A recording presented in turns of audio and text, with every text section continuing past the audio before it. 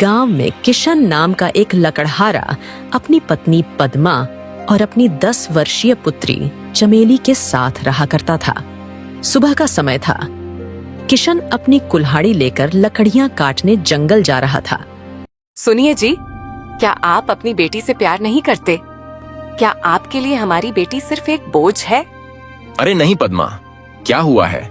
तुम ऐसा क्यों बोल रही हो?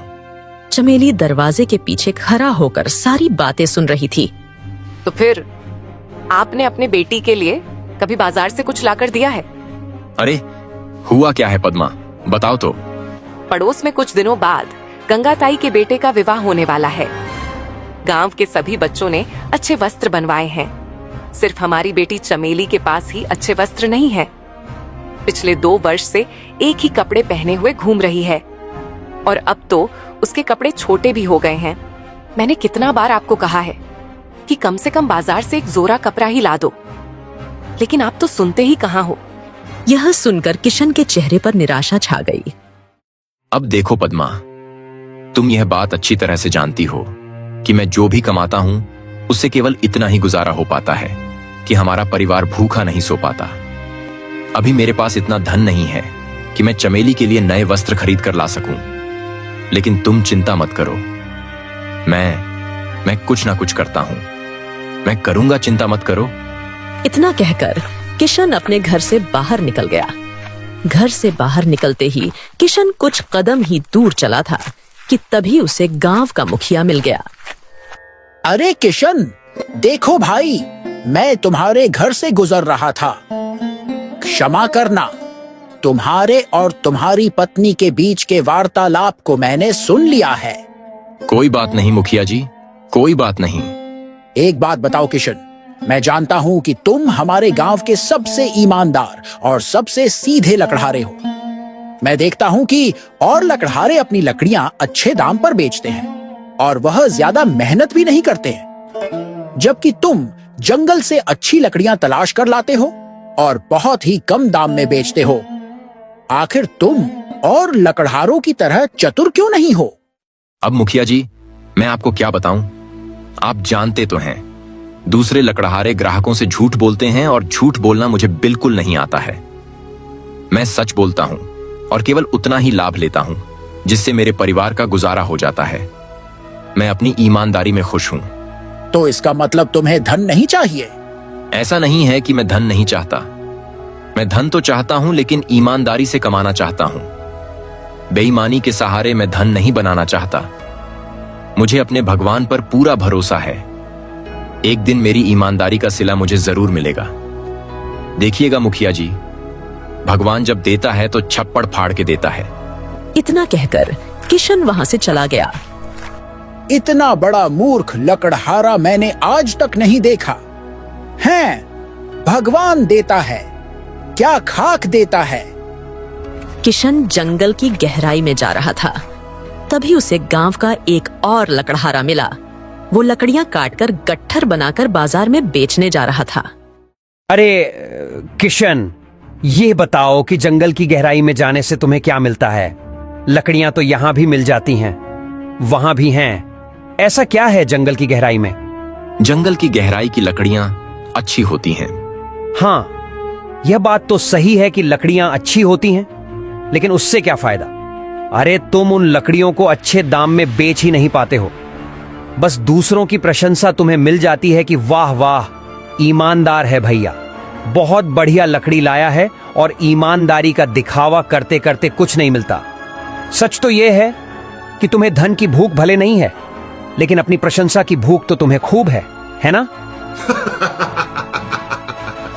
इतना कहकर दूसरा लकड़हारा वहां से चला गया। किशन आगे बढ़ गया और चुपचाप जंगल की गहराई में पहुंच गया। वहां उसने अच्छे वृक्ष की लकड़ी काटकर गट्ठर बनाया और सीधे बाजार में बेचने चला गया। कुछ देर बाद किशन के पास एक ग्राहक आया। अरे भाई, ये लकड़ी तो बड़ी सुंदर लग रही है। हाँ, यह लकड़ी जंगल की गहराई से लेकर आया हूं। यह लकड़ियां धुआं नहीं छोड़ती हैं और आंच में बहुत तेज जलती हैं और भोजन भी बहुत जल्दी पक जाता है। हाँ, वो तो देखकर ही पता लग रहा है। अच्छा, ये बताओ कितने में दोगे? यह वाली केवल 10 सिक्कों में है। यह सुनकर ग्राहक चौंक गया। हैं, क्या बात कर रहे हो? तुम्हारी लकड़ी तो अच्छी है और दूसरे लकड़हारों की लकड़ियां तुमसे थोड़ी कमतर हैं। लेकिन वो तो अपनी लकड़ियां महंगे दामों में बेच रहे हैं और तुम सिर्फ 10 सिक्कों में। क्यों भाई?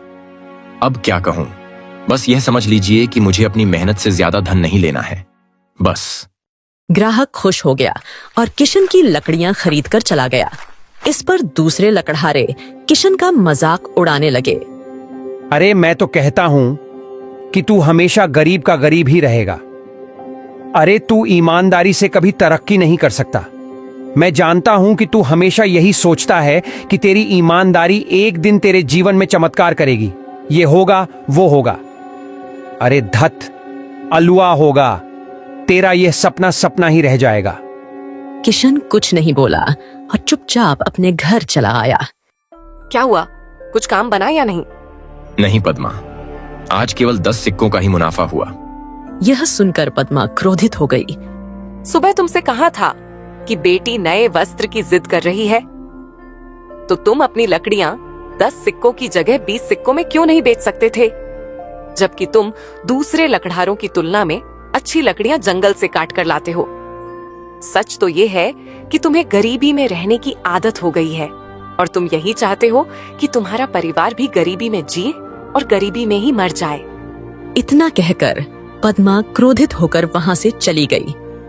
किशन निराश हो गया और चुपचाप सो गया। अगले दिन किशन अपनी कुल्हाड़ी लेकर फिर से जंगल की गहराइयों में निकल गया। वो लकड़ियां काटकर गट्ठर बनाकर जंगल से निकलने ही वाला था कि तभी तेज वर्षा प्रारंभ हो गई। हे भगवान, यह बारिश तो बहुत तेज हो रही है। किसी वृक्ष के नीचे छुपना होगा। अगर लकड़ियां भीग गईं तो मैं बेचूंगा कैसे? और मेरे पास तो कुछ जमा पूंजी भी नहीं है जिससे मैं आज का खर्च चला सकूं। जल्दी छुपता हूं। इतना कहकर किशन चुपचाप एक वृक्ष के नीचे खड़ा हो गया, परंतु वर्षा रुकने का नाम ही नहीं ले रही थी। हाँ, जब मेरे पिताजी जीवित थे तो हमेशा मुझसे यही कहते थे कि जो भी होता है अच्छे के लिए होता है। हो सकता है यह वर्षा मेरे लिए शुभ साबित हो। खैर, जो भी हो देखा जाएगा। आखिर इस पेड़ के नीचे कब तक खड़ा रहूंगा? जंगल में वर्षा जब शुरू होती है तो कभी कभी तो सारा दिन चलती ही रहती है। चलो बाजार चला जाए। मजबूरी में किशन भीगते हुए बारिश में बाजार गया। वहां उसने लकड़ियां रखीं। बाकी लकड़हारों की लकड़ियां सूखी थीं और किशन की लकड़ियां गीली। अरे इनको देखो भैया, लोग यहाँ सूखी लकड़ी बेच नहीं पा रहे। यह महाराज आए हैं गीली लकड़ी लेकर। मूर्ख लकड़हारा कहीं का, अबे तेरी लकड़ियां गीली हैं, आज कोई नहीं खरीदेगा। अच्छा होता अगर तू हमारी तरह दुगना मुनाफा ग्राहकों से वसूल रहा होता तो तुझे आज कोई चिंता ही नहीं करनी होती। तेरे पास कुछ जमा पूंजी होती। अगर आज तेरी लकड़ियां नहीं बिकी तो तेरे घर का चूल्हा नहीं जलेगा। और ले ले बेटा ईमानदारी का मजा, यही है ईमानदारी का मजा। किशन ने उनकी बातों पर ध्यान नहीं दिया और चुपचाप बैठा रहा। सुबह से शाम हो गई। सारे लकड़हारे अपनी अपनी लकड़ियां बेचकर चले गए, लेकिन किशन की लकड़ी किसी ने नहीं खरीदी। वाकई में लगता है कि आज मुझे खाली हाथ ही जाना पड़ेगा।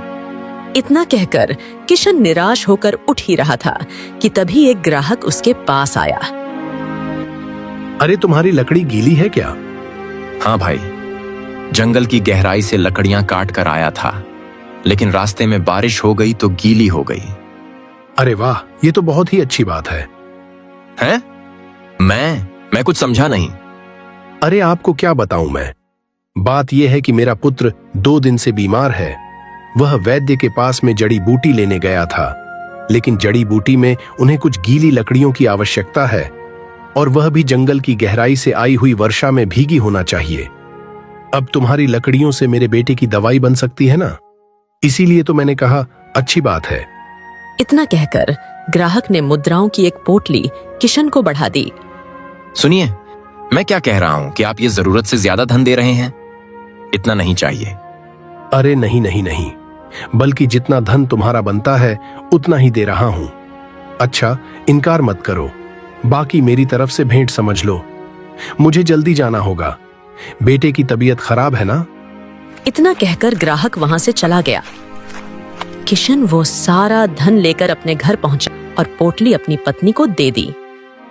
इतना सारा धन देखकर पद्मा चौंक गई। आज तुमने 10 गुना मुनाफे में अपनी लकड़ियां बेची थी क्या? अरे नहीं नहीं नहीं। इतना कहकर किशन सारी घटना बताता है और कहता है कि ग्राहक भेंट स्वरूप यह धन देकर गया। चलो अच्छा है, अब हमारी बेटी के लिए नए वस्त्रों का इंतजाम हो सकता है। किशन मुस्कुराने लगा। उसे अच्छा लगा कि उसकी पत्नी खुश थी।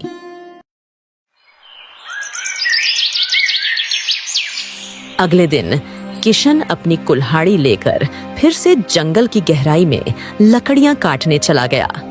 वो लकड़ियां काट ही रहा था कि तभी उसके कानों में अजीब सी आवाज सुनाई दी। अरे यह जंगल में यह कैसी आवाज है? आज से पहले तो मैंने इस आवाज को कभी नहीं सुना। वहां से हट जाओ, वो डाकू है डाकू।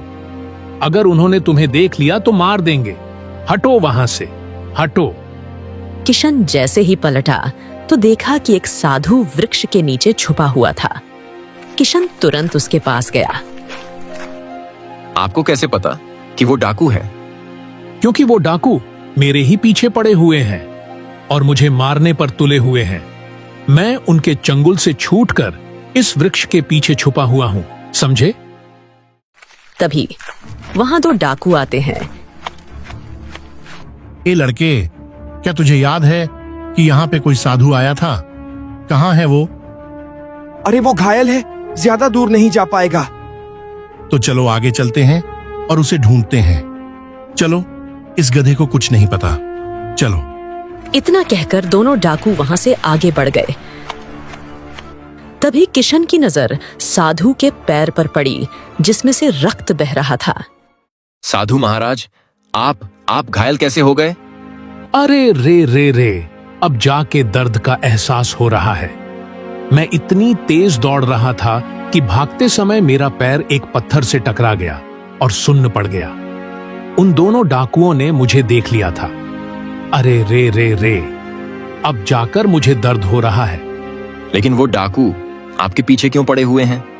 अब मैं क्या बताऊं? पहले तो मुझे यहां से निकालो, फिर मैं तुम्हें सारी घटना बताऊंगा। किशन गहरी सोच में डूब गया। ठीक है साधु महाराज, मैं इस जंगल में अक्सर आता जाता रहता हूं, इसीलिए मुझे इस जंगल के बहुत से दूसरे रास्ते मालूम हैं। चिंता मत करिए, मैं आपको यहां से निकाल ले जाऊंगा। लेकिन पुत्र, अरे रे रे रे, मैं चल नहीं सकता। कोई बात नहीं, आप आइए, मेरे साथ आइए, मैं आपको उठाकर इस जंगल से बाहर ले जाऊंगा। आइए साधु महाराज, आइए। इसके बाद किशन ने साधु महाराज को जैसे तैसे करके उसे एक वैद्य की झोपड़ी तक ले आया। बस पुत्र, बस तुम मुझे यहीं छोड़ दो। अरे नहीं साधु महाराज, आपका पैर घायल है, ऐसे थोड़ी ना छोड़ दूंगा। सामने वैद्य जी की झोपड़ी है, यह अच्छे से आपका इलाज कर देंगे। आइए, मैं वैद्य जी को जानता हूं। आइए। इतना कहकर किशन साधु को वैद्य की झोपड़ी में ले गया। वैद्य ने साधु के पैर का इलाज किया और साधु स्वस्थ हो गया। कुछ देर बाद किशन अपने घर की ओर जाने लगा। तभी साधु ने उसे आवाज दी।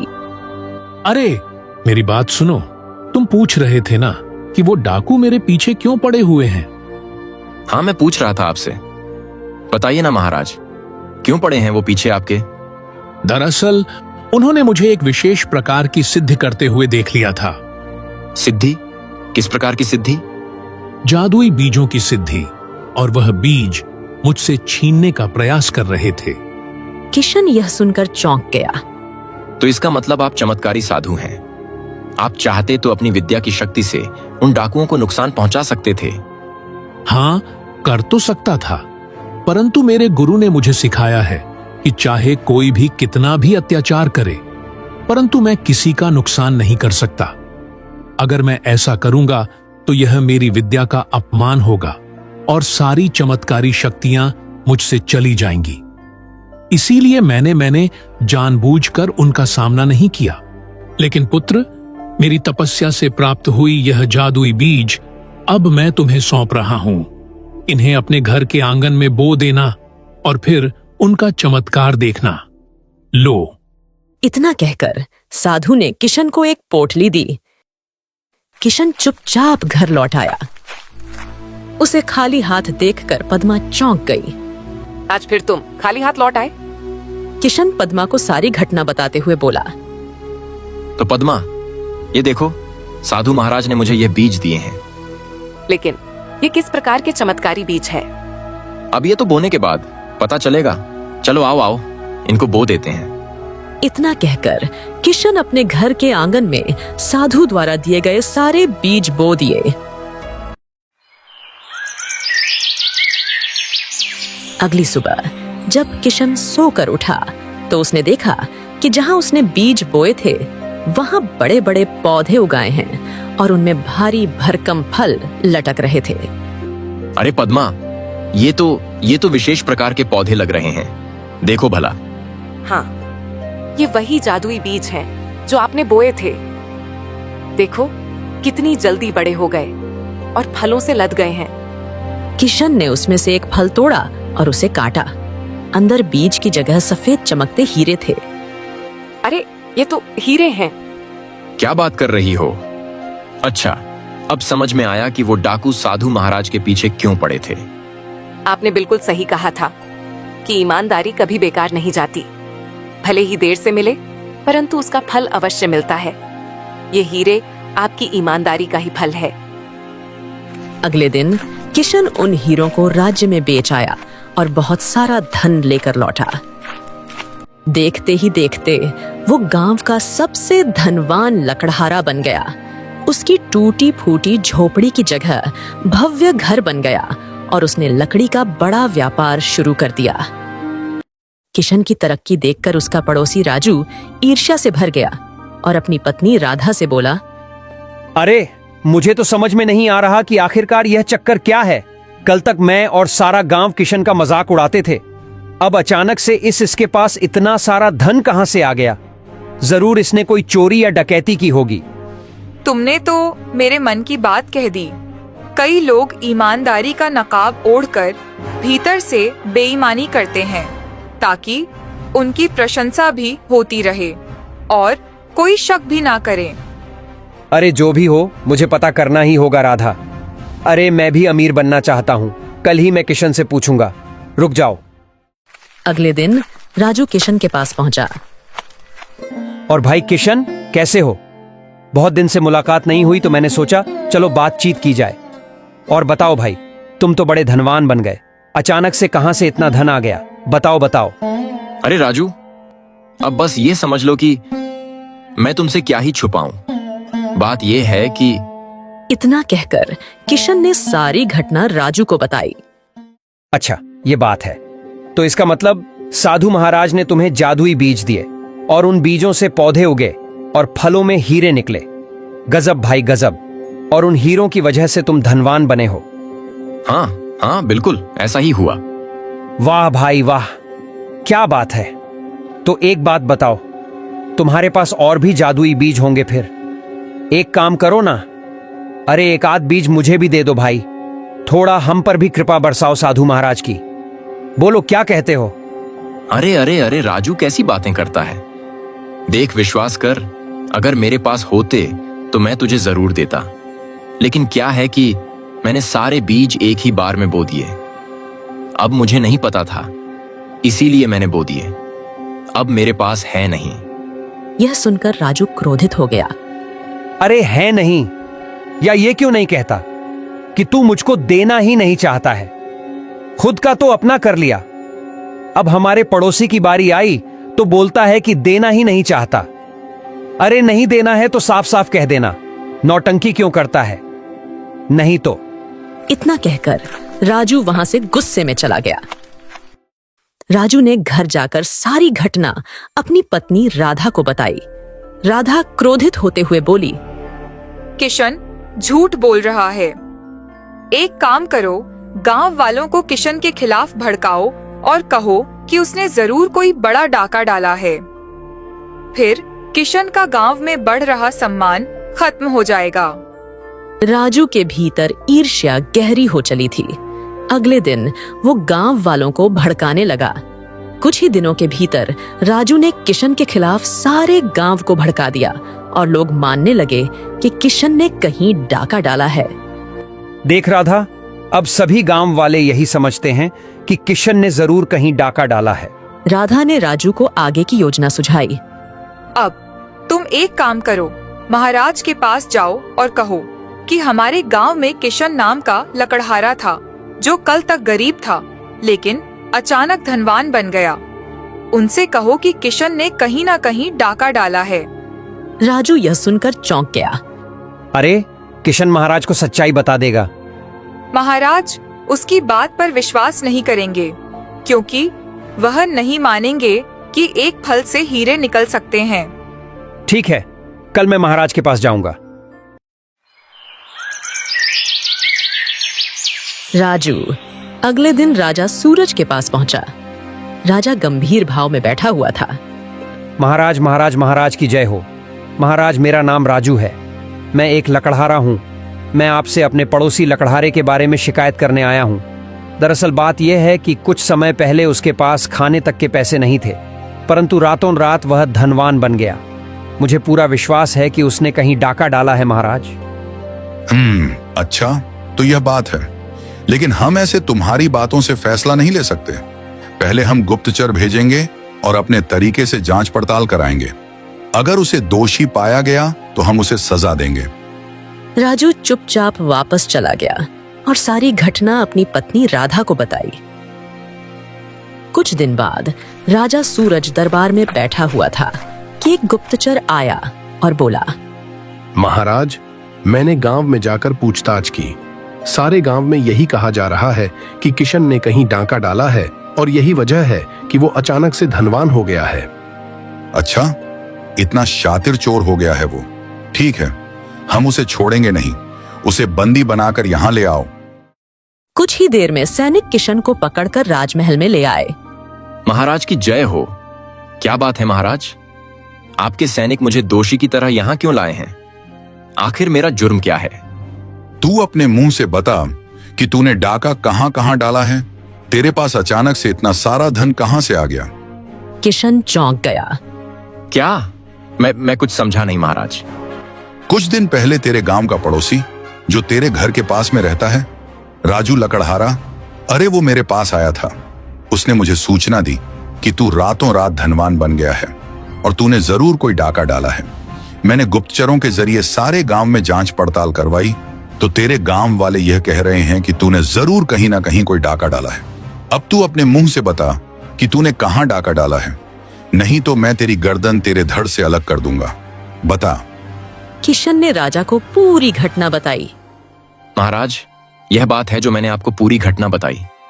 बस उन जादुई बीजों की वजह से मेरे पास धन आया। अब यह जो राजू लकड़हारा है ना महाराज, यह मुझसे जलता है। इसने भी जादुई बीज मुझसे मांगे, मैंने नहीं दिया, तो मुझे पता नहीं क्या गुस्से में बड़बड़ा के चला गया। बस इसी गुस्से और जलन की वजह से उसने झूठी शिकायत की है और मुझे बदनाम किया है। अरे वाह, बड़ा भोला है तू, और मुझे भी भोला समझता है क्या? हैं? तुझे क्या लगता है कि मैं तेरी बात पर विश्वास कर लूंगा? ऐसे कोई बीज नहीं होते हैं, जादुई बीज। फालतू की बात है यह। ऐसे कोई बीज नहीं होते हैं जिनसे फल उगे और हीरे निकले। इतना कहकर राजा ने तुरंत सैनिकों को आदेश देते हुए कहा, सैनिकों, किशन का घर छीन लिया जाए और उसके सारे धन पर कब्जा कर लिया जाए।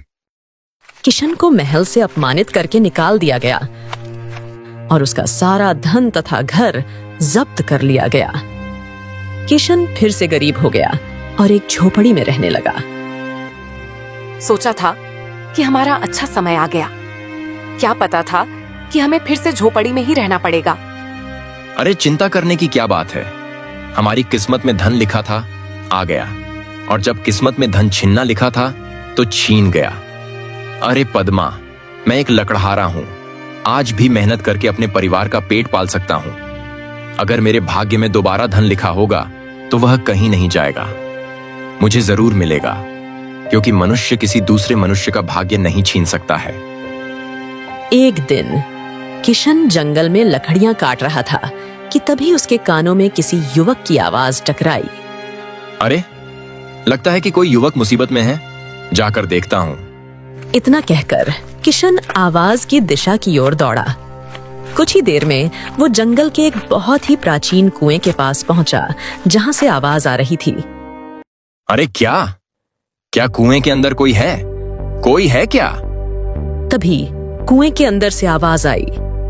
हाँ, मैं हूं। मुझे यहां से बाहर निकालो। मैं इस कुएं के अंदर काफी समय से फंसा हुआ हूं। मैं भूखा और प्यासा हूं। अचानक कुएं में गिरने से घायल भी हो गया हूं। निकालो। किशन इधर उधर देखता है और बड़ी मुश्किल से कुएं के अंदर उतरता है। उसने देखा कि कुएं के अंदर एक युवक घायल अवस्था में पड़ा था और उसके शरीर से रक्त बह रहा था। अरे बाप रे, कौन हो तुम? वो युवक बेहोश हो गया। किशन उसे तुरंत अपनी झोपड़ी में ले आया। इसे इलाज की जरूरत है। हमारे पास तो खाने के लिए अनाज नहीं है, हम इसका इलाज कैसे करेंगे? पद्मा, अगर गांव वालों से मदद मांगूंगा तो वह मदद करेंगे तो है नहीं। तुम चिंता मत करो, मैं जंगल में कुछ जड़ी बूटियों के बारे में जानता हूं। मैं जंगल से जड़ी बूटियां लेकर आऊंगा और हम दोनों ही मिलकर इसका इलाज कर लेंगे। चिंता मत करो। जैसी आपकी इच्छा। किशन जंगल से जड़ी बूटियां लाया और अपनी पत्नी के साथ युवक की सेवा में जुट गया। कुछ दिनों बाद युवक होश में आया और पूरी तरह स्वस्थ हो गया। अरे बस बस बस बस बस, तुम अभी उठो मत। तुम काफी समय से भूखे हो। तुम्हारे जख्मों का उपचार तो हो चुका है, पर तुम्हें अब भोजन की आवश्यकता है। इतना कहकर किशन पद्मा को अलग ले गया। पद्मा, युवक के लिए अब कुछ खाने पीने का इंतजाम करवा दो। अगर हम अपना खाना इसे दे देंगे तो हमारा परिवार भूखा रह जाएगा। चलो कोई बात नहीं, लेकिन इस युवक को भोजन तो कराना ही पड़ेगा ना। मेहमान है, बीमार है, भूखा है। लो ले आओ। जैसी आपकी इच्छा। पद्मा बड़े प्रेम से युवक के सामने भोजन की थाली रखती है। युवक चुपचाप खाने लगता है। अब युवक पूरी तरह से स्वस्थ हो चुका था। हाँ, अब तो तुम हमें अपना नाम बता सकते हो ना? कौन हो तुम? मेरा नाम अशोक है और मैं तुम्हें अपने पिता से मिलवाना चाहता हूं। हाँ, ठीक है, जैसी तुम्हारी इच्छा। वैसे एक बात बताओ, तुम कुएं के अंदर कैसे गिर गए? अब बस समझ लो कि शिकार करने के लिए जंगल में गया था। अचानक मेरा घोड़ा बिदक गया और उसने मुझे अपनी पीठ से धकेल दिया और मैं सीधा कुएं में जा गिरा और उसके बाद मेरा घोड़ा भी चला गया और मैं फंस गया। किशन उसे राज्य की ओर ले गया। अच्छा, लगता है कि तुम राज्य में रहते हो। तुम्हारा घर कहाँ है? हाँ, चिंता मत करो, कुछ देर बाद तुम्हें सब पता चल जाएगा। आ जाओ। अशोक किशन का हाथ पकड़कर उसे सीधे राज दरबार ले गया। राजा सूरज चिंता में बैठे थे। किशन चौंक गया। अरे मेरे पुत्र, तुम्हें हमने कहां नहीं तलाशा। बेटे, कहां चले गए थे आप? तभी राजा सूरज की नजर किशन पर पड़ी। अरे तुम तो वही होना जिसे मैंने अपमानित करके महल से बाहर निकाल दिया था। पिताजी, आप इन्हें जानते हैं? अरे जानता क्या हूं, अच्छी तरह से जानता हूं। अरे ये डकैत है, डकैत। अरे चोर है ये। अशोक रोते हुए सारी घटना राजा सूरज को बताता है। पिताजी, इसने अपने परिवार को भूखा रखा और मुझे खाना खिलाया। इसके पास धन नहीं था, परंतु इसने जड़ी बूटियों से मेरा इलाज किया, यह भी जाने बिना कि मैं राजकुमार हूं। राजा सूरज की आंखों में आंसू आ गए। मुझे क्षमा कर दो किशन। मुझे नहीं पता था कि तुमने मेरे पुत्र की जान बचाई है। कोई बात नहीं महाराज, मैं आपको क्षमा करने वाला कौन होता हूं? अब फिर भी आपने कहा तो मैंने कर दिया। और रहा सवाल आपके पुत्र का, विश्वास कीजिए, अगर कोई साधारण युवक भी कुएं में गिरा होता तो मैं उसकी भी ऐसी ही मदद करता। और वैसे भी मुझे नहीं पता था कि यह आपका पुत्र अशोक है।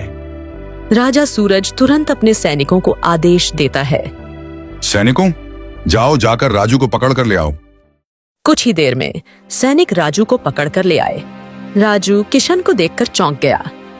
झूठ बोलने का अगर जरा भी प्रयास किया तो तुम्हारी गर्दन तुम्हारे धड़ से अलग कर दूंगा। सच सच बताओ, क्या तुमने किशन के खिलाफ मुझे भड़काया था? बताओ, क्या जो कुछ भी तुमने कहा था वो सच था? बोलो। राजू डर गया और उसने अपना अपराध स्वीकार कर लिया। महाराज महाराज, मुझे क्षमा कर दीजिए। किशन के अचानक धनवान बनने की वजह से मैं उससे जलने लगा था। मुझे ईर्ष्या हो गई थी। सबसे पहले मैंने अपनी पत्नी के कहने पर उसे बदनाम किया और फिर अपनी पत्नी के कहने पर उसकी शिकायत लेकर आपके पास आया। मुझे पता था कि जब आप गुप्तचर को जांच पड़ताल करने के लिए भेजेंगे तो मैंने उससे पहले ही किशन के खिलाफ सारे गांव वालों को भड़का दिया था। गांव वालों ने भी वही कहा जो मैंने कहा था और मैं अपने योजना में सफल हो गया। महाराज क्षमा कर दीजिए, क्षमा कर दीजिए। राजा सूरज क्रोधित हो गया। बस, इसका मतलब तूने हमसे झूठ बोला था। मैं तुझे जिंदा नहीं छोड़ूंगा। तभी किशन हाथ जोड़कर बोला, महाराज महाराज, देखिए, मैं आपसे विनती करता हूं कि मेरा पड़ोसी है, मेरा मित्र है, राजू को क्षमा कर दीजिए। क्या? अरे यह तुम क्या कह रहे हो? राजू ने तुम्हारे साथ इतना बुरा किया और तुम अभी भी उसकी जान बचाने का प्रयास कर रहे हो? महाराज, जो होता है अच्छे के लिए होता है। जरा सोचिए, अगर राजू ने मुझे बदनाम ना किया होता और आप मुझे मेरे घर से बाहर ना निकाले होते, मेरा धन ना छीना होता, तो मैं जंगल नहीं जाता। अगर मैं जंगल नहीं जाता तो आपके पुत्र की जान कैसे बचती? राजा जी मेरे पिताजी कहा करते थे, जो होता है अच्छे के लिए होता है। वाह, क्या बात है। ठीक है, हमने राजू को क्षमा किया। आगे फिर कभी ईर्ष्या मत करना। राजू की आंखों में आंसू आ गए। वो किशन से क्षमा मांगते हुए चला गया। राजा ने किशन का घर और धन वापस करने का आदेश दिया और साथ ही किशन के लिए एक उपहार की घोषणा की। बिल्कुल सही कहा है तुम्हारे पिता ने। जो होता है अच्छे के लिए होता है। ये लो, मैं तुम्हें अपनी तरफ से 50,000 स्वर्ण मुद्राएं दूंगा। नहीं नहीं नहीं महाराज, मैं जान बचाने का मुआवजा, इनाम या कोई कीमत नहीं लेना चाहता। वो इंसानियत के नाते था। अरे बस बस बस, इनकार मत करो।